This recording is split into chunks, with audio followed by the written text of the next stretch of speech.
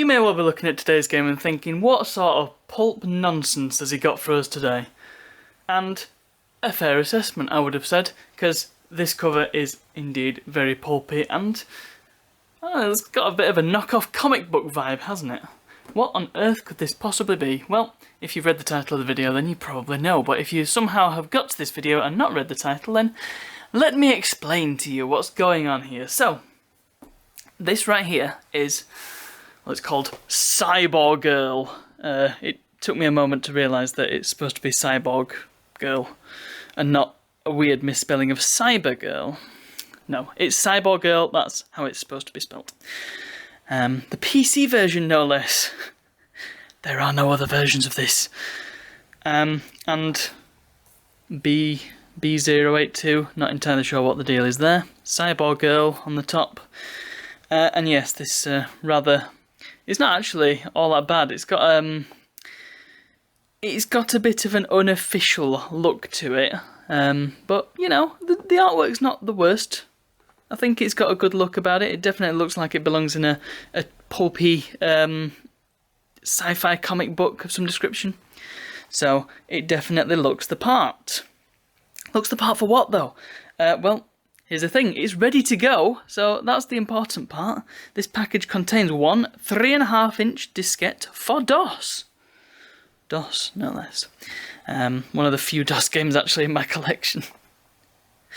And, well, it says here Pinball. The absolute ultimate in PC pinball. It's a bold claim, that, isn't it? So you might be wondering what on earth we're looking at here. Let's just keep looking around the box and see if we can glean stuff. So on the side it says Cyborgirl. The publisher is Moondoggy. The dog looks a bit like Sid, the sloth from Ice Age. It's a little concerning. I suppose if you are in space and you don't actually have a spacesuit on, that's probably what you'd look like. IBM Tandy compatible, 3.5-inch disc, MS-DOS 3.3 or higher, 386 or faster, 640k RAM. Say it with me, 640k ought to be enough for anybody. I don't think anybody actually said that, I think somebody just made it up. VGA graphics, of course, and the other side says roughly the same thing. In fact, exactly the same thing. Nothing exciting on the bottom other than made in the USA, and it's recyclable. Not that we're going to do that. Barcode. The back of the box is where all will be revealed, and if you are at all familiar with DOS games, shareware DOS games, and pinball games, well, and/or pinball games, you probably know what you're looking at there. But let's just read. And we'll make sure we're actually seeing what we're supposed to be seeing here. She is part woman and part robot. She has plenty of tricks up her sleeve. If you play the game well, she will change colour for you. Wow. You won't find that kind of action in your local pinball arcade. Depends what kind of arcade. Epic Pinball. There you go. There's the reveal. Epic Pinball Cyborgirl contains one tough target after another. It's actually quite hard to read through a viewfinder. There are ramps leading you every which way. The grid does not help either. And a large yellow light in the centre playfield that reduces ball gravity when lit. That is just the beginning. Turn up the sound and you'll find an awesome range of sound effects as well as a darn good tune to keep you clipping along. Unlike most PC pinball games which cover half the screen, Epic Pinball covers 2 full screens. Which PC pinball games have you been playing? It scrolls so fast that you never lose sight of the ball. As a lie. Even better, Epic Pinball actually allows you to shake the machine using the spacebar, not your PC. Watch out, if you get too rough, it will tilt. Want to get the full arcade effect? Turn up the stereo sound full blast. Set the game for multi-ball, more than one ball rolling about the table at once, and really go crazy. Designed for longevity with ramps, sinkholes, kickbacks, bumpers, and drop targets, Epic Pinball is hours of arcade fun for the whole family. And then it contains... Oh, we're now gone to Times New Roman. That's bizarre. We started in Arial, and then we're in Times New Roman. Strange. Outstanding graphics, stereo sound, no graphic violence, challenging for the whole family, smooth scrolling screens. Easy installation, and it's ready to go. Simply insert the diskette, type go, and you're up and running. We'll give that a try, although not on a period accurate system, I hasten to add. And Moondoggy is one of the B&N companies of Atlanta, Georgia. So, well, we'll get this open, because you'll note it's sealed. It won't be for long. And we'll discuss the exact deal with this thing. So, knife. I've just dropped something on the floor, I don't know what it is. Here we go. We actually don't need to do very much because, well, it's actually open at the top. And you'll notice, this is the problem with sealed games. It's starting to sort of struggle a bit under the cellophane, and so let's free it, shall we? Let's let it breathe. Sealed games, honestly. I've come across more damaged sealed games than I have, like, quality ones, honestly. And it's because the cellophane, it shrinks. It's called shrink wrap for a reason, you know? It shrinks, and it damages the cardboard underneath. And so you end up with this horrible bowed box, and it's just bad news. And well, we've liberated it, so that's fine. That was very quick, actually. Unusually so. We might need the knife still, actually, might we? So inside, I'm not expecting a great deal, actually. I'm expecting it. Oh my god, it stinks in there. That's the smell of Atlanta, Georgia in 1994. Wow.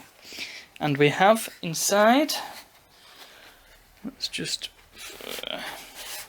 pull out the whole tray, I think is best bet. And now let's, ooh, a catalogue. How about that? Let's put this safely to one side. Take a look at the catalogue first, because it says to read me first. So here's the thing with B&N. I'm not really sure exactly what the plan with their distribution thing was, but I do know that these guys released a lot of Epic Mega Games stuff piecemeal at retail. Epic at the time didn't really do retail, they did shareware and they did mail order. So these guys, they took bits of the games and they would release them in I'm pretty sure this sort of thing would be at retail. I mean, it's a US thing, so I'm not 100% on this, but I'm fairly sure this was a retail release. And I'm at least until the CD-ROM version later on, I don't think Epic Pinball was ever released at retail. So this is the best you're going to get.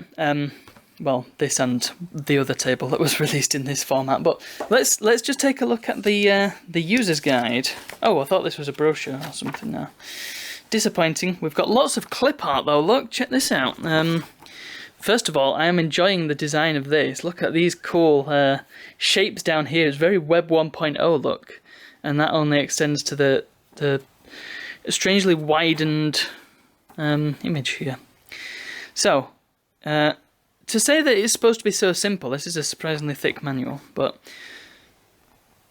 type A and hit enter, type go and hit enter. Easy. Follow the on-screen prompts. Free software offer on page 14. I want to, oh, and just as an aside, I think we can safely assume that they at some point released a Jazz Jackrabbit box of some description, because Jazz. Assuming it's the shareware version. Actually, we got a bit of a listing here, haven't we? Look at this. Come on, focus. There we go. We've got a huge list of, I think all these are Epic properties. Ancients 2, Electro Man, Jill of the Jungle, Jill Goes Underground, Jill Save the Prince. Killer Blasters 1 to 3, Pinball. Now these are the Epic Pinball ones. Crash and Burn, Cyborgirl, Deep Sea, Enigma, Jungle, and Pot of Gold.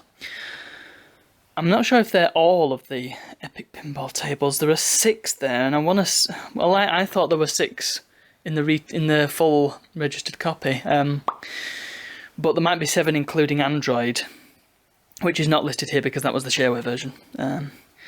Zone 66, Adventures of Robo, Jazz Jackrabbit. There he is. Ken's Labyrinth, Line Wars 2, One Must Fall, Overkill, Solar Winds, Space Chase. Traffic Department 2192, oh, that sounds fun, doesn't it? Zargons 1 to 3, and Highway Hunter. Okay. But okay, so we've got more. This is just a generic user's manual that just says how to do. What would you do? Oh right, so they put installation for all the games, but also how to do it on Windows. This would be Windows 3.1 at the time. There's a few Windows things there. I don't think these are all Epic properties, but some of these games are. Castle of the Winds, Dare to Dream, for example. I don't think Car Maintenance was one of theirs, though. More Windows stuff. This is not... This is more like... This is what we're after. Okay. So, do you want to know something as well? This manual does not... It's not as pristine as I would have expected, but maybe it's just because this was low budget stuff. I don't know.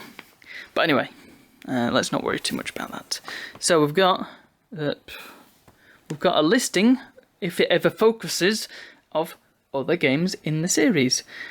And well, there's one of the So, B&N Software then, they had some infamously bad artwork. And Deep Sea is one of them. Has it got the Ken's Labyrinth box art? That was dreadful. Enigma's slightly better, but it's still very unusual and kind of creepy. We don't seem to have Cybergirl in here, at least not yet. Maybe it's on the next page. There's Jazz Jackrabbit, and that's the great Jazz cover that makes him look like he's got a really bad moustache. I'm not so sure about that one. Adventures of Robbo doesn't look great either. Yeah, quality stuff. Please tell me we've got the Ken's Labyrinth one though. Oh man, Electro. See, it's all completely flipping different art styles. They've clearly just found a clip art library and just nicked stuff out of there. But I mean, the likes of Jill of the Jungle, you can't really see it properly there, but that is possibly one of the worst. And all three of the Jill games had the same cover, just with slightly different details. It is dreadful. It doesn't look anything like Jill of the Jungle. Oh, there's Ken's Labyrinth. There it is. Oh, it's dreadful, isn't it? Look. It's... Yeah, again, you can't really see it properly, but you get the idea. Yeah, it's... Well, to be honest, quite fascinating. And they had so many. I didn't realise they had that many, but I think we get the idea. And here's the weird thing. So, Jazz Jackrabbit. Focus, please. I know that this copy is a bit strange. You would expect... You see, Jazz had 6 episodes. So you would expect this copy to have all 6. But Epic's mail order system allowed you to buy the episodes 3 at a time. So that boxed copy that they sold with that horrible cover... It's not the worst ever, but it is pretty bad. It only has the first 3 episodes in it. That makes no sense to me. Why not do the whole thing? I mean, it's not quite as good as my CD-ROM release that I've got downstairs, which I unboxed at some point on in the channel's history, and that's got all 9 episodes and the holiday hair. And I recently found out it's the good version of Jazz Jackrabbit, where you can actually finish all the levels. The GOG version in particular, but some versions, there's this one level, I think it's Orbitus level 2, you can't actually finish because of a bug, and that's not there in the copy I have, so pretty cool. It's still a kind of crap game though, but I love it. Anyway, let's we're pontificating. Right, we've got some more. A registration card, of course. Post in this card, says the happy computer. It tells you, basically tells you how to play it again. Anything else of interest? No, not really. So let's just get the disc out, and the disc is just kind of floating around in there. Pinball, Cyborgirl. No seal on that at all, but it doesn't matter. So this is a double density disc. It's not a high density disc like I'm used to from the... Well, I think they were a thing in '94, but well, there's no point in using it if you're not going to use all the space, and this is literally just one of the Epic Pinball tables. So, like I said, I'm going to try this out on a not period accurate system. I don't need the knife anymore, thankfully. So let's just clear some room and get that all set up.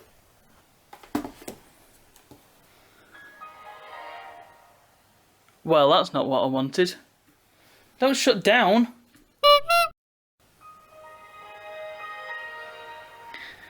So here we go. I've got my USB floppy drive and a small Windows XP laptop.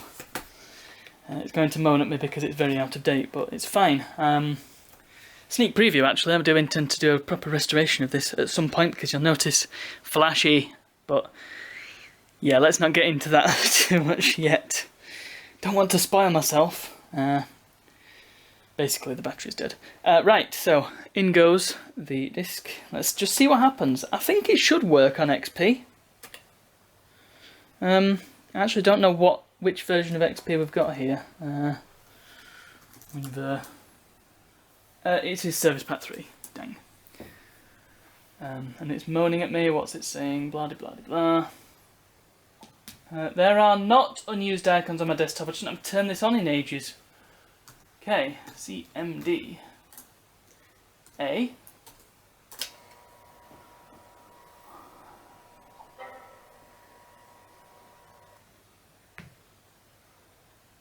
Unknown disk format. Oh dear.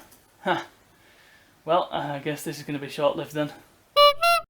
Okay, let's try that again on a machine that is actually relatively era appropriate. Still not a 1994 386, but I'm sure this will work a lot better than the old netbook from before. So let's give this a go. You can't actually see me physically putting the disc in, but trust me, there it goes. And let's see what happens. Should I be following the Windows install